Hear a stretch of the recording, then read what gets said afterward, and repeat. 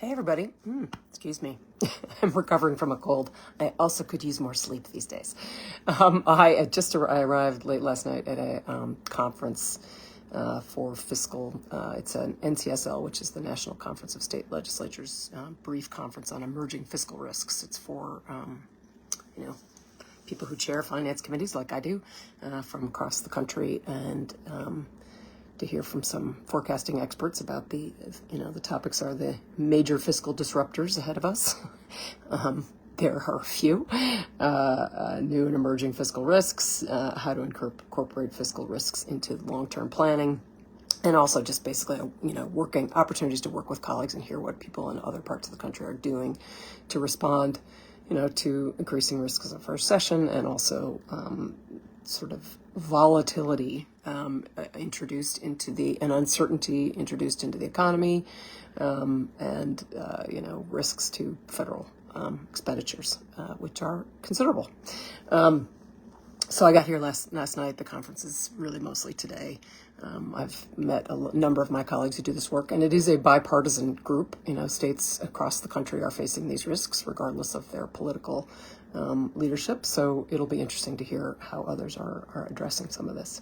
And back in Hartford, we are in the heart of budget season. I believe we only have 12 session days left, so we're really at the very short end of session. And it's the time of year where I basically abandon my office in the legislative office building, and I'm in the speaker's office pretty much all the time and late into the night, because we are moving back and forth between talking to the various, having meetings with the governor's office, having meetings with the Senate leadership, having meetings with the House Republican leadership. And I just will note, as we address the issues that we, need to face, there's more common ground there, especially with the minority, than sometimes is evident in the press. They also would like us to address some risks. So perhaps the priority of the risks might be different, but there is, when you're sitting down together and you have a relationship that's not trying to, going back to a theme that I touch on frequently, which is, how to negotiate successfully, which is about finding out what everybody wants and trying to accommodate as much of that as possible without giving up on your principles, of course, but to turning away from the binary us versus them as much as possible, so that people people in the room feel like they've gotten, many people can walk out of the room feeling like they've gotten something that they wanted out of it, rather than trying to feel like turning it into a zero-sum game where you're trying to humiliate the person on the other side. I know we're seeing a lot of that at the national level, and it's not all that healthy. So that is going on.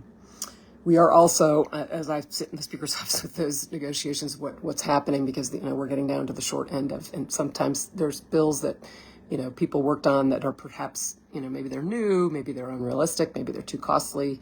And people are, you're addressing the reality that sometimes something that people have worked really hard on isn't going to make it this year. And for people to understand that, how to continue that forward, even if it didn't make it this year, it's an interesting part of the conversation to try to keep the topics alive, even if you can't work it into the budget this year.